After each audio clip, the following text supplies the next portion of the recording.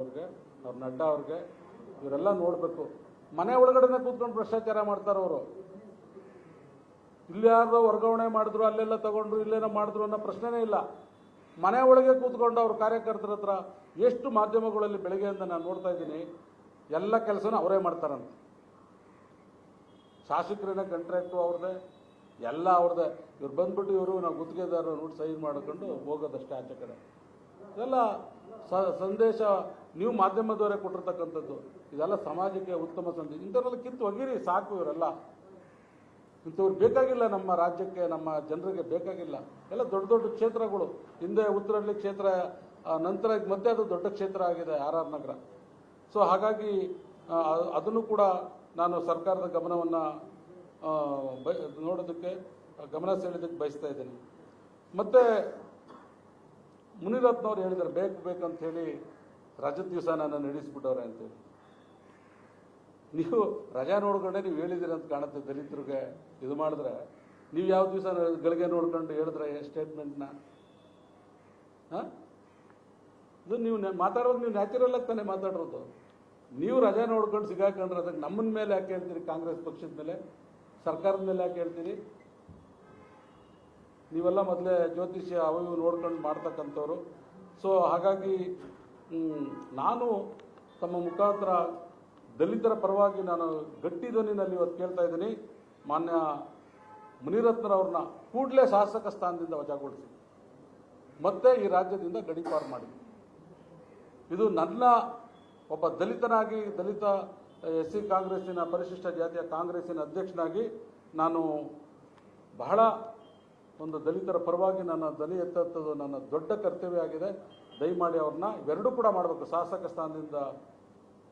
ಸ್ಥಾನವನ್ನು ರದ್ದುಗೊಳಿಸಬೇಕು, ಗಡೀಪಾರು ಮಾಡಬೇಕು. ಏನಾಗಿದ್ರೆ 77 ವರ್ಷ ಆಗಿದೆ ನಮಗೆ ಸ್ವತಂತ್ರ ಬಂದು. 77 ವರ್ಷ ಆದ್ರೂ ಇನ್ನೂ ಕೂಡ ಒಂದು ಜಾತಿ ಹೆಸರಲ್ಲಿ ನಮಗೆ ನಿಂದನೆ ಮಾಡ್ತೀರಿ ಅಂತ ಹೇಳಿದ್ರೆ ಇನ್ನೆಷ್ಟು ವರ್ಷ ನಾವು ಇನ್ನೂ ನಿಮ್ಮಂಥ ಇವರಂಥವರಿಂದ ನಾವು ಶೋಷಣೆಗೆ ಒಳಗಾಗಬೇಕು? ನಾವು ನೆಮ್ಮದಿ ಏನು, ನಮ್ಮ ಹತ್ರ ಹಣ ಇಲ್ಲ, ಆಸ್ತಿ ಇಲ್ಲ, ಮನೆ ಇಲ್ಲ, ಅವತ್ತು ದುಡಿದ್ರೆ ಅವತ್ತು ಜೀವನ ನಮ್ಮ ದಲಿತರದು. ನೀವು ತಿರ್ಗಾನು ಮೊದಲೇ ನೊಂದು ಬೆಂದು ಸಾಕಾಗಿರ್ತಾರೆ ಅಂಥ ಜನರನ್ನ ಮತ್ತೆ ನೀವು ಜಾತಿ ಹೆಸರುಗಳಲ್ಲಿ ನಿಂದನೆ ಮಾಡಿದ್ರೆ ಅವನು ಎಲ್ಲಿ ನೆಮ್ಮದಿಯಾಗಿರ್ತಾನೆ? ಇದಕ್ಕೆ ನೀವು ಕಾಂಗ್ರೆಸ್ನವರು ಸ್ವತಂತ್ರ ತಂದುಕೊಟ್ಟಿದ್ದು ಇಂಥವರೆಲ್ಲ ಹಿಂಗೆ ಮಾಡಲಿ ಅಂತೇಳಿ. ಇಂಥವ್ರ ಮೇಲೆ ದಯಮಾಡಿ ನಾನು ಬಹಳ ಕಳಕಳಿಯಿಂದ ಕೇಳ್ಕೊಳ್ತೀನಿ. ಯಾವುದೇ ಕಾರಣಕ್ಕೂ ಕೂಡ ಒಂದು ಕ್ಷಣನೂ ಕೂಡ ಸಮಯನ ವ್ಯರ್ಥ ಮಾಡದೆ ಇಂಥವ್ರಿಗೆ ಬುದ್ಧಿ ಕಲಿಸಿದ್ರೆ ಭಾಳ ಸಮಾಜ ಎಚ್ಚೆತ್ಕೊಳ್ತದೆ ಅಂತಕ್ಕಂಥದ್ದನ್ನು ಈ ಸಂದರ್ಭದಲ್ಲಿ ಹೇಳ್ತಾ, ನಾವಿವತ್ತು ಪ್ರತಿ ನನ್ನ ರಾಜ್ಯ SC ಘಟಕದಿಂದ ಪ್ರತಿ ಅಸೆಂಬ್ಲಿ ಕ್ಷೇತ್ರದಲ್ಲಿ ಕೂಡ ನಾವು ಕಂಪ್ಲೇಂಟನ್ನು ಕೊಡಬೇಕು. ಎಲ್ಲ ಮೂಲೆನಲ್ಲೂ ಕೂಡ ನಾವು ಇದನ್ನು ಪ್ರತಿಭಟನೆ ಮಾಡಬೇಕು ಅಂತೇಳಿ ತೀರ್ಮಾನ ಮಾಡಿದ್ದೀವಿ. ಈಗಾಗಲೇ ಜಿಲ್ಲಾವಾರಿನಲ್ಲಿ ನಿನ್ನೆಯಿಂದ ಕೂಡ ಎಲ್ಲ ಸ್ಟೇಷನ್ಗಳಲ್ಲಿ ಕಮಿಷನರ್ಗಳು ಎಲ್ಲ ಕಡೆ ಕಂಪ್ಲೇಂಟ್ಗಳನ್ನು ಕೊಡ್ತಾ ಇದ್ದಾರೆ. ಮತ್ತು ಪ್ರತಿ ಒಂದು ಅಸೆಂಬ್ಲಿ ಕ್ಷೇತ್ರದಲ್ಲೂ ಕೂಡ ನಾವು ಕಂಪ್ಲೇಂಟನ್ನು ಕೊಡೋದಕ್ಕೆ ತೀರ್ಮಾನ ಮಾಡಿದ್ದೀವಿ. ಮತ್ತು ಇದಾದ ನಂತರ ಅಂತ ಯಾಕೆ ಅಂತ ಹೇಳಿದ್ರೆ ಪ್ರತಿಭಟನೆನೂ ಮಾಡಿ, ಕಂಪ್ಲೇಂಟ್ ಕೊಡಿ, ಎಲ್ಲ ಮಾಡಿ ಅಂದ್ರೆ ಆಗಲ್ಲ. ಪತ್ರಿಕಾ ಹೇಳಿಕೆಗಳು ಕೊಡಿ. ದಲಿತರಿಗೆ ನಾವು ನಿಮ್ಮ ಪರ ಇದ್ದೀವಿ ಅಂತಕ್ಕಂಥದ್ದನ್ನು ಕಾಂಗ್ರೆಸ್ ಪಕ್ಷದಿಂದ ಮತ್ತು SC ಘಟಕದಿಂದ ನಾವು ಭರವಸೆಯನ್ನು ಕೊಡಬೇಕು ಅಂತ ಹೇಳಿ ನಾನು ನನ್ನ ಪದಾಧಿಕಾರಿಗಳಿಗೆ ಸೂಚನೆಯನ್ನು ಕೊಟ್ಟಿದ್ದೇನೆ. ಅದೇ ಪ್ರಕಾರ ನಾನು ಕೂಡ ಹೇಳ್ತೀನಿ, ಯಾವುದೋ ಇಂಥ ಒಬ್ಬರು ಕಿಡಿಗೇಡಿಗಳಿಂದ ನೀವು ವಿಚಲಿತರಾಗಬೇಡಿ. ನಿಮ್ಮ ಜೊತೆಯಲ್ಲಿ ನಾವು ಇರ್ತೀವಿ. ನೀವು ಯಾವುದೇ ಕಾರಣಕ್ಕೂ ನಿಮ್ಮ ಪರವಾಗಿ ಹೋರಾಟವನ್ನು ನಾವು ಮಾಡ್ತೀವಿ ಕಾಂಗ್ರೆಸ್ಸಿಗರು ಅಂತ ಹೇಳಿ, ನನ್ನ ಜೊತೆಯಲ್ಲಿ ವಿಜಯ ನಾಯ್ಕರವರು ST ರಾಜ್ಯ ಅಧ್ಯಕ್ಷರು ಪರಿಶಿಷ್ಟ ಪಂಗಡದ್ದು, ಮತ್ತು ಇರ್ಷದ್ ಅವರು ಇದ್ದಾರೆ. ಅವರು ಕೂಡ ಒಂದೊಂದು ಸ್ವಲ್ಪ ಅವ್ರ ವಿಚಾರಗಳನ್ನ ತಮ್ಮ ಮುಂದೆ ಹೇಳ್ತಾರೆ. ಪ್ರಶ್ನೆ ಕೇಳೋದಿದ್ರೆ ಈಗಲೇ ಕೇಳಿ, ಇಲ್ಲಾಂದರೆ ದಯಮಾಡಿ ಅವ್ರಿಬ್ಬರದಾದ್ಮೇಲೆ ತಾವು ಕೇಳಿದ್ರೆ ನಾನು ಹೇಳ್ತೀನಿ ಸರ್. ಹೌದು ಸರ್. ಯಾಕೆಂತ ಹೇಳಿದ್ರೆ ಇದು ಮೊನ್ನೆ ರಾತ್ರಿ ನನಗೆ 8 ಗಂಟೆಗೆ ನನಗೆ ಗೊತ್ತಾದಂಥದ್ದು. ನೆನ್ನೆನೇ ನಾವು ಎಲ್ಲ ಜಿಲ್ಲಾ ಅಧ್ಯಕ್ಷರುಗಳಿಗೂ ಕೂಡ ಸೂಚನೆ ಕೊಟ್ಟಿದ್ದೀವಿ. ಇವತ್ತು ನೆನ್ನೆನೇ 3-4 ಜಿಲ್ಲೆಗಳಲ್ಲಿ ಕೊಟ್ಟು ನಮಗೆ ವರದಿ ಕಳಿಸಿದ್ದಾರೆ. ಇವತ್ತು ಕೂಡ ಭಾಳ ಜಿಲ್ಲೆಗಳಲ್ಲಿ ಕೊಟ್ಟು ನಮಗೆ ಎಲ್ಲ ವಾಟ್ಸಪ್ಗಳೆಲ್ಲ ಕಳಿಸ್ತಾ ಇದ್ದಾರೆ ನಮ್ಮ ಡಿಪಾರ್ಟ್ಮೆಂಟ್ಗೆ.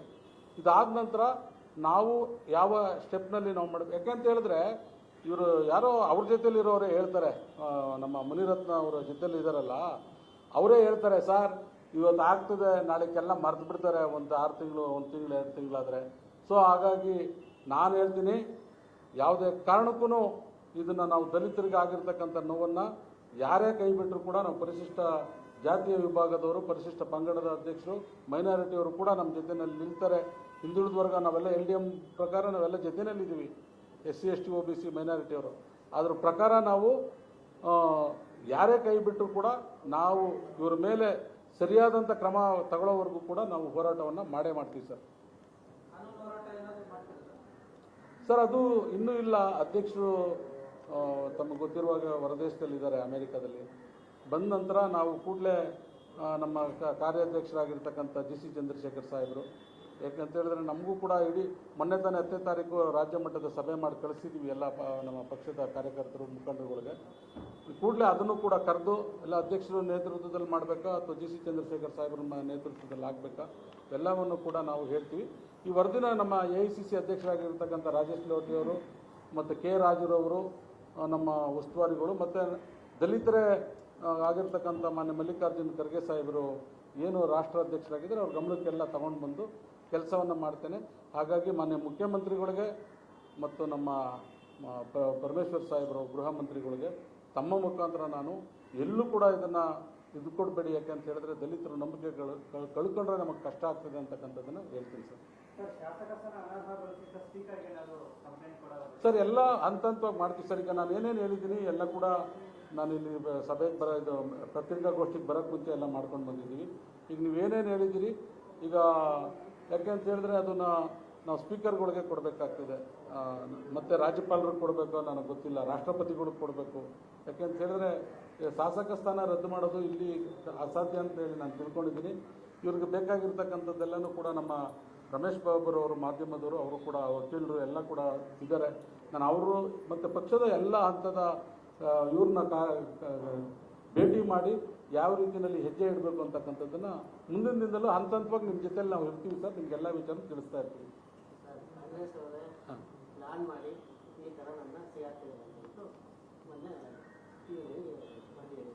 ಯಾರು ಒಬ್ಬ ಸರ್, ನಾನು ಒಬ್ಬ ಕಾಂಗ್ರೆಸ್ ಕಾರ್ಯಕರ್ತ ಅಲ್ಲಿದ್ದರೆ, ಮುಂಚೆ ಅವರು ಇಲ್ಲಿ ಕಾಂಗ್ರೆಸ್ಲಿದ್ದಾಗಿದ್ದವರು ಹೊರಟೋಗಿದ್ದಾರೆ ಅಂತ ಹೇಳಿದ್ರಲ್ಲ ಸರ್, ಅವರೇನೆ ಅವ್ರನ್ನೆಲ್ಲ ತೋರಿಸೋದು ನಾನು ಒಪ್ಪೋದಿಲ್ಲ. ಚುನಾವಣೆಗೆ ನಿಂತಿರೋರು ಅವರು ಕಾಂಗ್ರೆಸ್ ನಿಷ್ಠಾವಂತ ಕಾಂಗ್ರೆಸ್ ಕಾರ್ಯಕರ್ತರಿದ್ದರೆ ನಾನು ಇಷ್ಟು ಹೇಳಿಕೆನೂ ವಾಪಸ್ ತಗೊಂಡ್ಬಿಡ್ತೀನಿ. ಬೇಕಾಗಿಲ್ಲ ನಮಗೆ. ನಾವು ಕೇಳ್ತಾ ಇರ್ತಕ್ಕಂಥದ್ದು ನೀವು ಮಾತಾಡೋದನ್ನು ನೀವು ಹೇಳ್ತೀರಿ, ಇಲ್ಲ ಸರ್ ನಾನು ಎಲ್ಲ ಮಾತನ್ನು ಡಬ್ಬಿಂಗ್ ಮಾಡ್ತಾರೆ ಅಂತ ಹೇಳಿದ್ರೆ ಆಯ್ತಪ್ಪ, ಡಬ್ಬಿಂಗ್ ಮಾಡ್ತಾರೆ. ನಿಮ್ಮ ಜೊತೆ ಇರೋರೆ ಅಲ್ವಾ ಮುನ್ರತ್ನಮ್ಮವರೇ ಎಲ್ಲ ಕಂಪ್ಲೇಂಟ್ ಕೊಟ್ಟಿರೋದು? ಕಾಂಗ್ರೆಸ್ ಕಾರ್ಯಕರ್ತರು ಕೊಟ್ಟಿದ್ದಾರಾ? ಇಲ್ಲ ನಿಮ್ಮ ಸಬಾರ್ಡಿನೇಟ್ಸ್ JDSನವ್ರು ಕೊಟ್ಟಿದ್ದಾರಾ? ಅಥವಾ BSP ಅವ್ರು ಏನಾದರೂ ಕೊಟ್ಟಿದ್ದಾರಾ? ಯಾಕಂದರೆ ಅವ್ರು ದಲಿತ ಮೂಮೆಂಟಿಂದನೇ BSP ಪಕ್ಷ ಆಗಿ ಉಳ್ಕೊಂಡಿರ್ತಕ್ಕಂಥದ್ದು ಎಲ್ಲನೂ ಕೂಡ ನಿಮ್ಮ ಮುಂದೆನೇ ಇದೆ. ನೀವು ಅತಿಯಾಗಿ ಏನಾದ್ರು ಅತಿ ಬುದ್ಧಿವಂತಿಕೆ ಮಾಡೋಕ್ಕೆ ಹೋದರೆ ಎಲ್ಲ ನಿಮ್ಮ ಕತ್ತಿಗೆ ಸುತ್ತಕೊಳುತ್ತೆ. ಅನ್ನೆಸೆಸರಿ ಮಾತಾಡೋಕ್ಕೆ ಹೋಗ್ಬೇಡಿ. ಅದೆಲ್ಲ ಇವತ್ತಿದೆ ಮಾತಾಡ್ತಿಲ್ಲ ಅಂತ ಈಗ ನೋಡ್ಕೊಂಡು ಬಂದರೆ ಮಾತಾಡಬೇಡಿ. ತಪ್ಪಾಗಿದೆ. ಸಮಾಜಕ್ಕೆ ಒಬ್ಬ ವ್ಯಕ್ತಿಯಾಗಿ ನೀವು ಯಾವ ಊರಲ್ಲೂ ಒಂದು ದಲಿತ ಕೇರಿ, ಪರಿಶಿಷ್ಟ ಜಾತಿಗಳು ದಲಿತ ಕೇರಿ ಅಂದರೆ ಭಾಳ ಜನ ಆಗಿಬಿಡ್ತಾರೆ, ಬಡವರೆಲ್ಲ ಆಗ್ತಾರೆ. ಯಾವುದಾದ್ರೂ ಒಂದು ಊರು ಪರಿಶಿಷ್ಟ ಜಾತಿಯವರು, ಅದರಲ್ಲೂ ಅಸ್ಪೃಶ್ಯರಿಲ್ಲದಿರೋಂಥದ್ದೇ ಊರು ತೋರಿಸ್ಬಿಡಿ. ನೀವು ಅವ್ರ ಜೊತೆ ಅವ್ರು ಇಲ್ಲದೆ ಆದರೆ ಬೆಳಕರಿಯಲ್ಲ ಸ್ವಾಮಿ ನಿಮಗೆ. ನಾನು ಹೇಳ್ತೀನಿ, ಒಬ್ಬ ಪರಿಶಿಷ್ಟ ಜಾತಿಯವನು ಇಲ್ಲದೆ ಆದರೆ ನಿಮ್ಮ ಕೆಲಸ ನೀವೇನು ಮಾಡ್ಕೊಳಕ್ಕಾಗಲ್ಲ. ನೀವು ಸ್ನಾನ ಮಾಡೋಕ್ಕಾಗಲ್ಲ, ಊಟ ಮಾಡೋಕ್ಕಾಗಲ್ಲ. ನಿಮ್ಮ ಮನೆಯಲ್ಲಿ ನಿಮ್ಮ ಹೆಂಡತಿ ಮಕ್ಕಳನ್ನ ಬಹಳ ನಾಯಿಗಿಂತ ನಿಷ್ಠೆಯಿಂದ ಕಾಯೋನು ಒಬ್ಬ ಪರಿಶಿಷ್ಟ ಜಾತಿಯವನು. ಇದನ್ನು ಅರ್ಥ ಮಾಡ್ಕೊಳ್ಬೇಕು.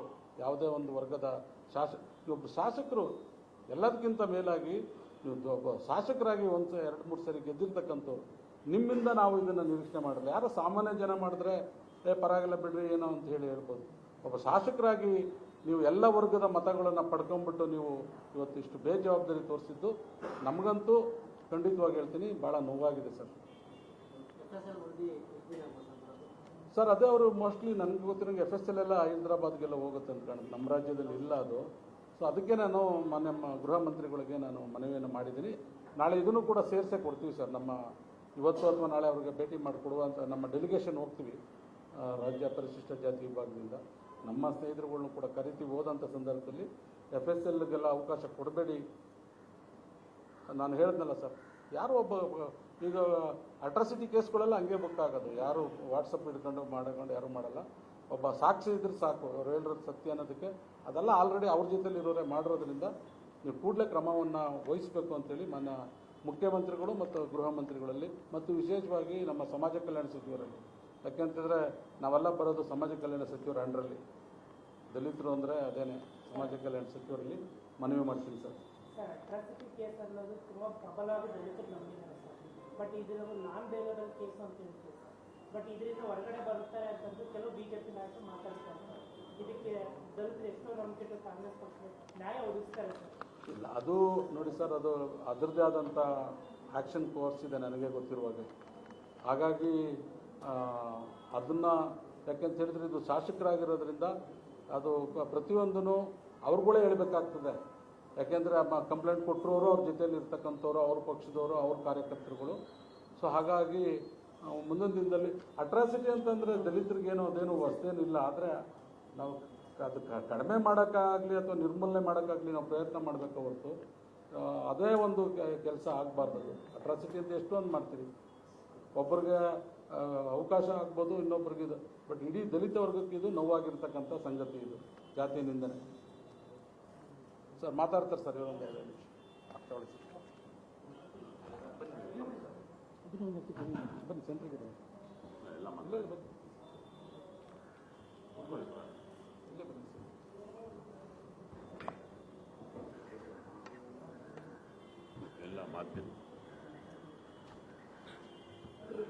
ಎಲ್ಲ ಮಾಧ್ಯಮ ಮಿತ್ರರಿಗೆ ನಮಸ್ಕಾರ. ಪರಿಶಿಷ್ಟ ಪಂಗಡದ ರಾಜ್ಯಾಧ್ಯಕ್ಷ ಆಗಿ ನಾನು ಇಡೀ ಕರ್ನಾಟಕ ರಾಜ್ಯದ ಎಲ್ಲ ಜಿಲ್ಲೆಯಲ್ಲಿ ನಾಳೆಯಿಂದ ನಾವು ಪರಿಶಿಷ್ಟ ಏನು ಜಾತಿ ಮತ್ತು ಪಂಗಡದ ಬಗ್ಗೆ ಮಾಜಿ ಸಚಿವರು ಶಾಸಕರಾದಂಥ ಮುನಿರತ್ನ ಅವರು ಏನು ಈ ನಾಡಿನ ತಾಯಂದಿರ ಬಗ್ಗೆ ಮತ್ತು ಪರಿಶಿಷ್ಟ ಜಾತಿ ಮತ್ತು ಪಂಗಡದ ಬಗ್ಗೆ ಅಗೌರವವಾಗಿ ತಮ್ಮ ನಾಲಿಗೆ ಮೇಲೆ ಇಡುತ್ತಾ ಇಲ್ಲದೆ ಏನು ಲಂಚದ ಕಾಸು ಹಣಕ್ಕೋಸ್ಕರ ಬೇಡಿಕೆ ಇಟ್ಟು ಅಗೌರವವಾಗಿ ಮಾತಾಡಿದ್ದಾರೆ. ನಾವು ಇಡೀ ರಾಜ್ಯದಲ್ಲಿ ಇದನ್ನು ನಾಳೆಯಿಂದ ಪ್ರತಿಭಟನೆ ಮಾಡ್ತಿದ್ದೇವೆ ಮತ್ತು ಮಾನ್ಯ ಗೃಹ ಮಂತ್ರಿಗಳನ್ನ ನಾಳೆ ಭೇಟಿಯಾಗಿ ನಮ್ಮ ನಿಯೋಗದಲ್ಲಿ ಒಂದು ಮನವಿ ಕೊಡ್ತಿದ್ದೇವೆ. ಅದೇ ರೀತಿ ರಾಜ್ಯಪಾಲರು ಭೇಟಿ ಮಾಡ್ತೀವಿ. ಕಾನೂನು ಚೌಕಟ್ಟಲ್ಲಿ ಏನಿದೆಯೋ ಅದು ನಾವು ಹೋರಾಟ ಮಾಡ್ತೀವಿ. FSL ವರದಿ ಅದೇನೋ ಅದು ಕಾನೂನು ಚೌಕಟ್ಟಲ್ಲಿ ಅವ್ರು ಮಾಡ್ತಾರೋ ಮಾಡಲಿ, ಅದ್ರ ಬಗ್ಗೆ ನಮ್ದೇನು ಅನಿಸಿಲ್ಲ. ಈ ಕೂಡಲೇ ಏನಿದೆ ಅದ್ರ ಬಗ್ಗೆ ಕ್ರಮ ತಗೊಳ್ಬೇಕು. ನಾವ್ಯಾರು ಕಾಂಗ್ರೆಸ್ ಪಕ್ಷದವ್ರು ಹೋಗಿ ಅವ್ರಿಗೆ ಈ ರೀತಿ ಮಾತಾಡಿ ಅವ್ರ ನಾಲ್ಗೆ ಇಡ್ತಾ ಕಳ್ಕೊಳ್ಳಿ ಅಂತ ನಾವು ಯಾರು ಹೇಳಿಲ್ಲ. ಅವರೇ ಅವ್ರ ನಾಲ್ಗೆ ಮೇಲೆ ಇಡ್ತಾ ಕಟ್ಕೊಂಡು ಕಂಡೋರ್ ತಾಯಿ ಹೆಂಡತಿ ಎಲ್ಲ ಬಗ್ಗೆ ಅಗೌರವ ಮಾತಾಡಿದ್ದಾರೆ. ಇದ್ರ ಬಗ್ಗೆ ಶಿಕ್ಷೆ ಆಗಬೇಕು ಅಂತ ನಾವು ಇಡೀ ರಾಜ್ಯದಲ್ಲಿ ಹೋರಾಟ ಮಾಡ್ತೇವೆ.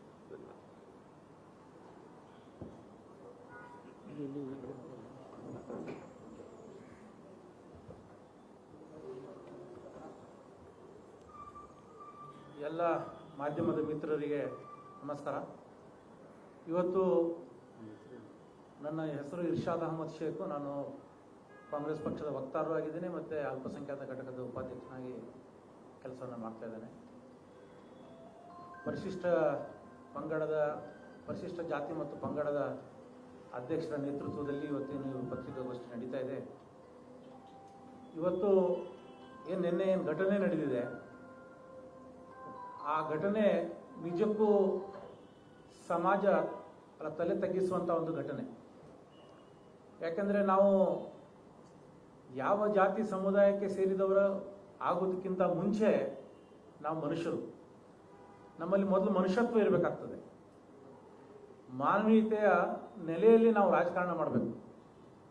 ಸಮಾಜದಲ್ಲಿ ಒಂದು ಜವಾಬ್ದಾರಿ ಸ್ಥಾನದಲ್ಲಿ ಇರೋರು, ಒಂದು ಸಮಾಜವನ್ನು ಪ್ರತಿನಿಧಿಸುವಂಥವರು ಇವತ್ತು ಈ ಥರ ಬೇಜವಾಬ್ದಾರಿ ಹೇಳಿಕೆ, ಬರೀ ಬೇಜವಾಬ್ದಾರಿ ಹೇಳಿಕೆ ಅಲ್ಲ, ಜಾತಿ ನಿಂದನೆ ಯಾವ ರೀತಿ ಅವರು ಮಾಡಿದ್ದಾರೆ ಅಂದರೆ ಈ ಸಮಾಜದಲ್ಲಿರುವಂತಹ ಸಾಮರಸ್ಯ ಸೌಹಾರ್ದತೆಯನ್ನು ಕದಡೋದಕ್ಕೆ ಅವ್ರ ಹೇಳಿಕೆ ಸಾಕಾಗ್ತದೆ.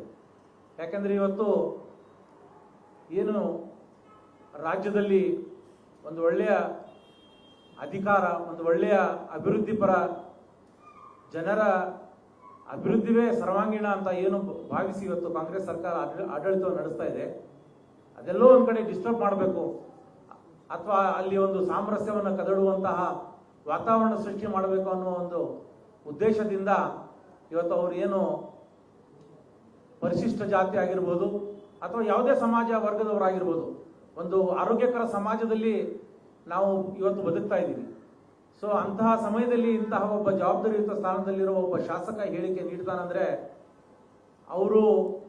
ಅವರ ವಿರುದ್ಧ ಒಂದು ನಿರ್ದಾಕ್ಷಿಣ್ಯವಾದಂತಹ ಕ್ರಮ ಸರ್ಕಾರ ಕೈಗೊಳ್ಳಬೇಕಂತ ನಾನು ಈ ಸುದ್ದಿಗೋಷ್ಠಿ ಮುಖಾಂತರ ಮನವಿ ಅಷ್ಟೇ ಮಾಡೋದಲ್ಲ, ನಾವು ಮುಂದಿನ ದಿನಗಳಲ್ಲಿ ಅಲ್ಪಸಂಖ್ಯಾತ ಸಮುದಾಯ ಆಗಿರ್ಬೋದು, ಪರಿಶಿಷ್ಟ ಜಾತಿ ಪಂಗಡ ಆಗಿರ್ಬೋದು, ಅಥವಾ ಎಲ್ಲ ಸಮುದಾಯದವರನ್ನ ಜೊತೆಯಲ್ಲಿ ತೆಗೆದುಕೊಂಡು ಹೋಗಿ ಒಂದು ದೊಡ್ಡ ಮಟ್ಟದ ಹೋರಾಟದ ರೂಪುರೇಷೆಯ ಎಲ್ಲ ಸಾಧ್ಯತೆಗಳನ್ನು ಚರ್ಚೆ ಮಾಡಿ ಮುಂದಿನ ದಿನಗಳಲ್ಲಿ ಒಂದು ಹೋರಾಟವನ್ನು ನಾವು ಕೈಗೊಳ್ತೀವಿ. ಮತ್ತೆ ನಮ್ಮ ಮಾನ್ಯ ಧರ್ಮಸೇನಾ ಸಾಹೇಬರು ಹೇಳಿದಂಗೆ ಅವ್ರಿಗೆ ಬರೀ ಶಿಕ್ಷೆ ಮಾತ್ರ ಆಗಬಾರ್ದು. ಅವ್ರು ಮಾಡಿರುವಂತಹ, ಅವ್ರು ಕೊಟ್ಟಿರುವಂತಹ ಹೇಳಿಕೆ, ಅವ್ರೇನು ಜಾತಿ ನಿಂದನೆ ಮಾಡಿದ್ದಾರೆ, ಅದ್ರ ಹಿಂದೆ ಒಂದು ದೊಡ್ಡ ಹುನ್ನಾರ ಷಡ್ಯಂತ್ರ ಬಿಜೆಪಿಯವರ ಏನೋ ಯಾವಾಗ ಬೆಳಿಗ್ಗೆ ಎದ್ರೆ ಸಂಸ್ಕೃತಿ ಸಂಸ್ಕಾರ ಅನ್ನುವಂಥ ಬಿಜೆಪಿಯವರ ಹಿಂದಿನ ನಿಜ ಬಣ್ಣ, ಅವರ ಮುಖವಾಡ ಇವತ್ತು ಕಳಚೋಗಿದೆ. ಇಂಥ ಹಲವಾರು ಘಟನೆಗಳಲ್ಲಿ ಅವರು ಸಿಕ್ಕಾಕೊಂಡಿದ್ದಾರೆ. ಆದರೆ ಇವತ್ತು ನಿಜವಾಗಿಯೂ ನಾವೆಲ್ಲ ತಲೆ ತಗ್ಗಿಸುವಂತಹ ಒಂದು ಹೇಳಿಕೆಗೆ ಅವ್ರನ್ನ ಶಾಸಕ ಸ್ಥಾನದಿಂದ ವಜಾ ಮಾಡಬೇಕು ಅಂತ ಏನು ಮಾನ್ಯ ಧರ್ಮಸೇನಾ ಅವರು ಆಗ್ರಹ ಮಾಡಿದ್ದಾರೆ. ಅದಕ್ಕೆ ನಮ್ಮ ಒಪ್ಪಿಗೆ ಇದೆ ಅಂತ ಈ ಸಂದರ್ಭದಲ್ಲಿ ನಾನು ಮಾತನ್ನು ಮುಗಿಸ್ತೀನಿ. ಧನ್ಯವಾದ. Thank you sir.